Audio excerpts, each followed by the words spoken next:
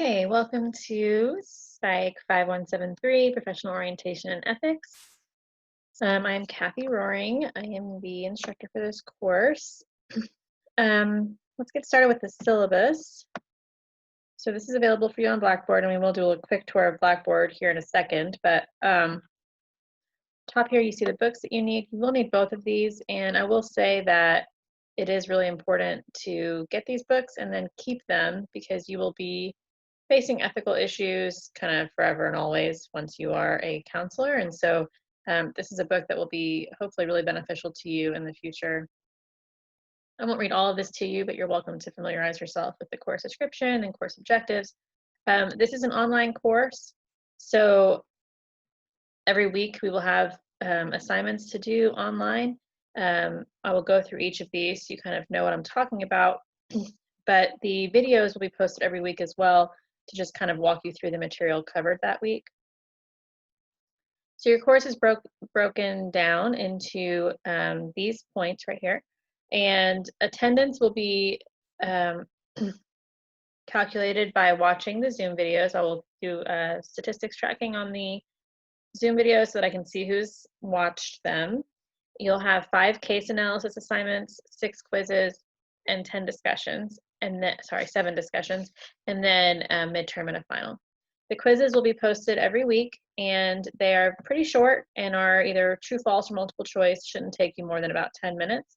And they are timed, but so once you start them, you have an hour. So they are open book, but I would recommend being familiar with the material before you start so you're not scrambling to try to find the answers while you're being timed. Throughout the summer, we'll also have 5 case analysis assignments. These are kind of like case studies, and I'll show you those in a second.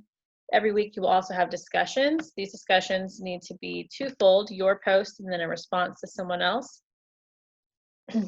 We'll get attendance by watching the Zoom videos, as I said, and then there are 2 exams, a midterm and a final, and these are also multiple choice and true, false. Here are the dates as far as drop dates and things like that. And then at the end, we have the schedule. So this week, we'll talk about the syllabus, which is what we're doing now. I'm going to go over the ethics code, and then you'll have here your readings. And these are the author's last initials here. So next week on Friday, you will have the quiz 1 and discussion 1 due. Your first case analysis is not due until June 19th. Let me now show you Blackboard. We can kind of walk through that together so that you can see what it looks like. Let me go to the home page.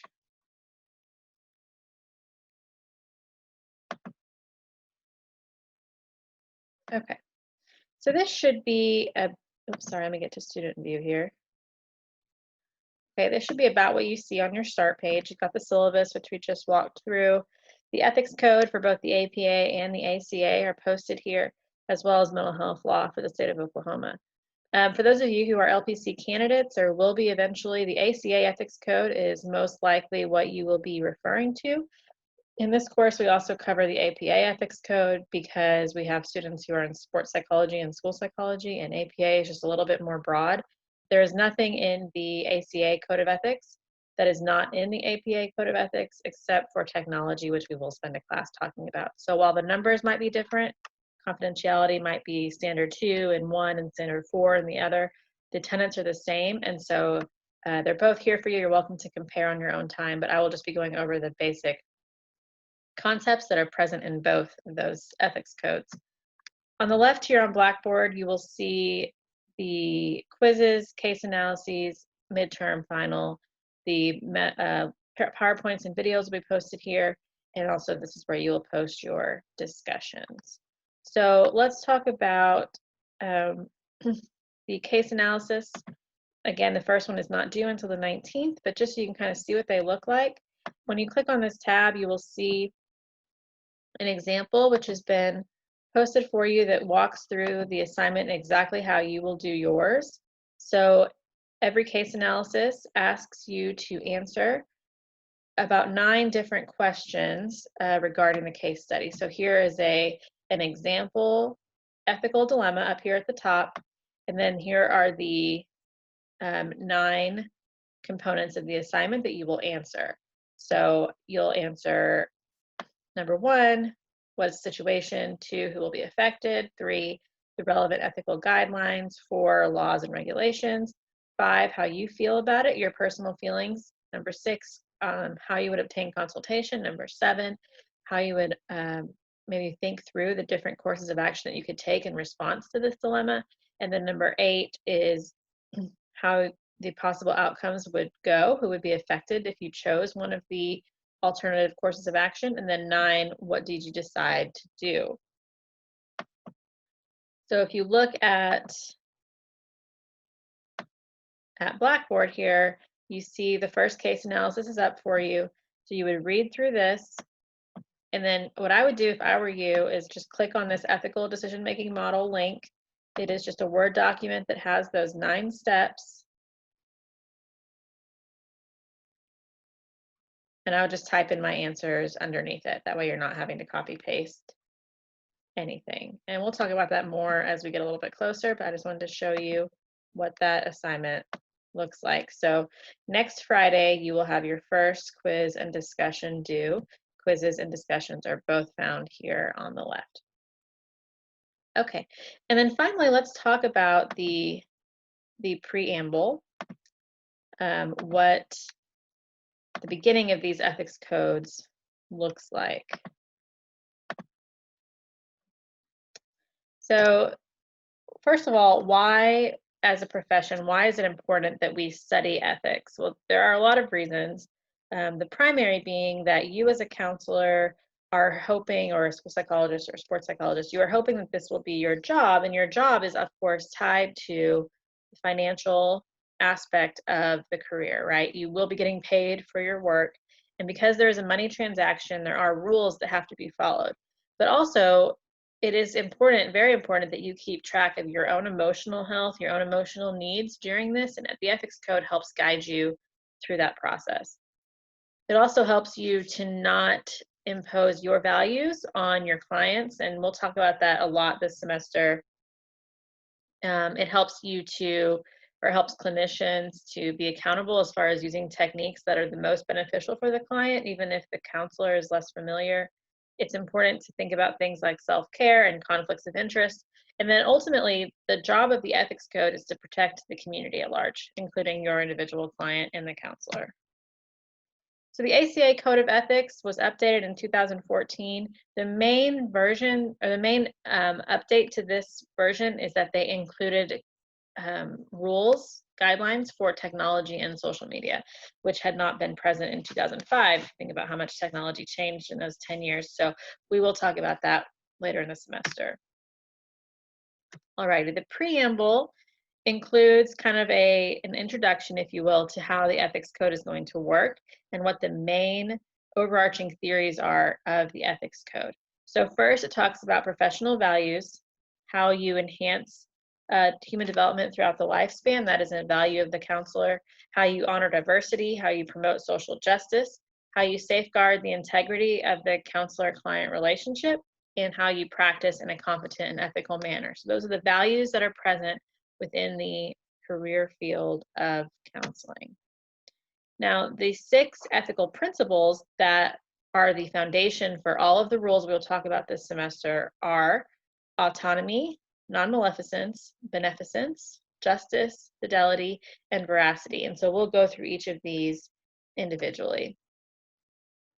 Autonomy is the idea that individuals have the right to what we call self-determination, to choose their own path, to make decisions, and your job as the counselor is not to control them or manipulate them or trick them. Your job is to help them see how they can attain the best outcomes, how they can meet their goals, not your goals for them, but their own goals.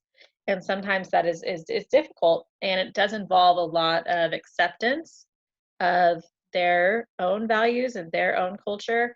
It is not about judgment, and Carl Rogers called it unconditional positive regard, and that is really important, that you can accept the person without accepting every choice that they make, but your job is not to tell them what to do, or try to get them to agree with you and the decisions that you've made for your own life. Non-maleficence is pretty much the Hippocratic Oath. Do no harm. Uh, you should not be putting your own clients at risk, even accidentally. Sometimes things happen. We'll talk about some of the ways that these things can go wrong. Of course, that you need to be aware of how your own actions and words impact the client's view of themselves and of the world around them. Beneficence is being good, working for the good of the individual, the good of society, helping to promote mental health and wellness, and then to respect how other people may view wellness. It may not be the same as you. What they view as being functioning may be different than what you would prefer for them. It's just important to meet them where they're at and help them meet the goals they set for themselves. Justice is treating all individuals equitably. That doesn't mean that every client will get the exact same treatment from you. Everybody is different. They have different needs. You may do a sliding scale for some clients who can't afford it, for example, versus those who have private insurance, versus those who have Medicaid or Medicare. But your job is to treat them equitably, which means to give them what they need, right? That is just. And it's important that you back up your actions with consistency and accountability, and we will talk about that quite a bit. Your job is to foster fairness and equality among your clients, and to just be considerate of how you allocate your time and your resources and how you do handle the money aspect of this job. All of those are really important discussions. Fidelity is that you honor what you say you will do. If you say you will be there for your client at a certain time, you do that. If you're running late, you tell them. You don't no-show on them. You don't leave abruptly. You don't transfer them without them being comfortable. You really want a trusting environment. And this is really going to allow people to help them find their own solutions and not feel deceived or exploited. Lastly, veracity is being honest. And there are some times when it's not appropriate to be totally honest with your clients, but you want to be truthful and professional in your conduct. And that is with your clients when at all possible, and then for sure with your colleagues and your supervisees. It's really important to build trust and to not be advertently dishonest with your clients. And then going back to that case study, here are the steps of the ethical decision-making model that we're going to use this semester. The only one that's not in this is your own feelings. I added that to kind of help you process how you feel about these things. But so you first, any ethical dilemma, any dilemma in general, first you have to figure out what is the problem. So what is it about the different scenarios that is not kosher? Then you think about how, who all is involved, how could people be affected.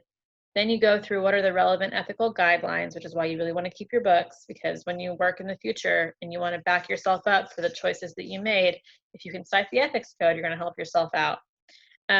Know what the applicable laws are. There are times when the ethics code and the law are not exactly on the same page, and we'll talk about that, such as when a court orders you to break confidentiality and things like that. How you obtain consultation, what are the possible courses of action, what would the consequences be of those, and then how do you decide what to do once you've kind of laid out what the different choices are. The last thing I want to talk about today is how these are enforced. So in Oklahoma, there is a board, an LPC board, and they have an ethics committee. And within that committee, they process client complaints. And hopefully this link will work. I'll just show you how easy it is to make a complaint to the board. It is very simple.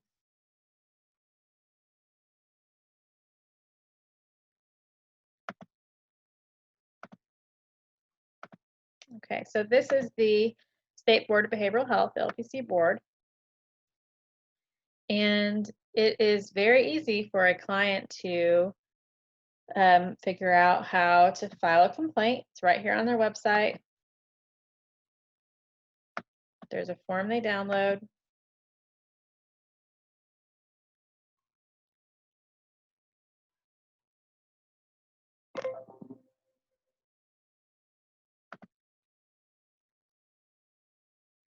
and they simply fill this out.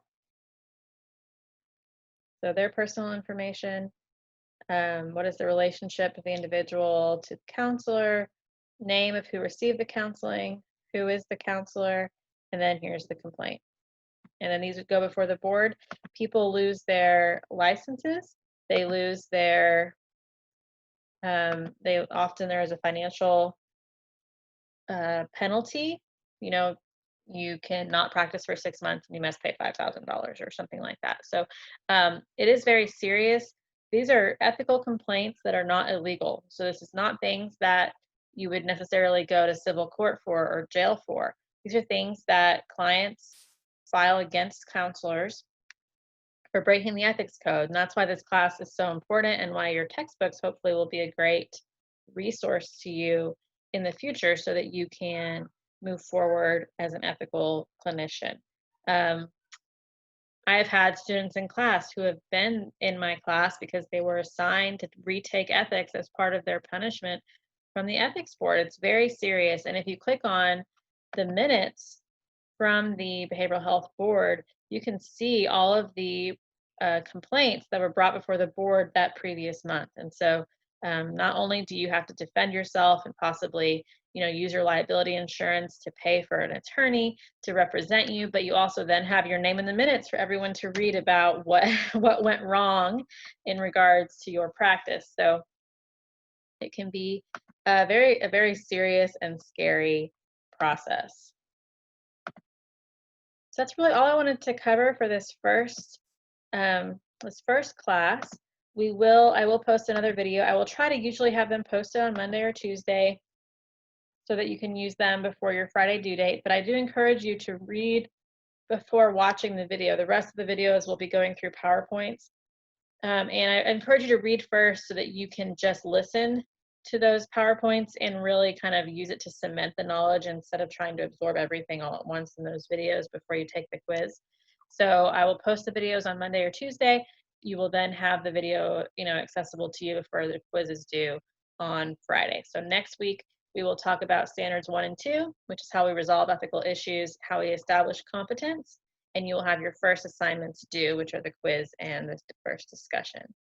So I hope this was helpful to you. I'm looking forward to a good summer. This is the first time this class has been offered completely online, so we may have a few hiccups along the way. We will try our best to work through those. Give me a couple days to respond to your emails. Please don't email me at 10 o'clock for something that's urgent that needs to be taken care of that day. I do have 6 small children and they're all home with me in the summer, and so I will get back to you. Just please be patient, and I will be patient with you as well. So I'm looking forward to a great summer. I hope you all are staying healthy, and we will talk soon. Thank you. Have a good week.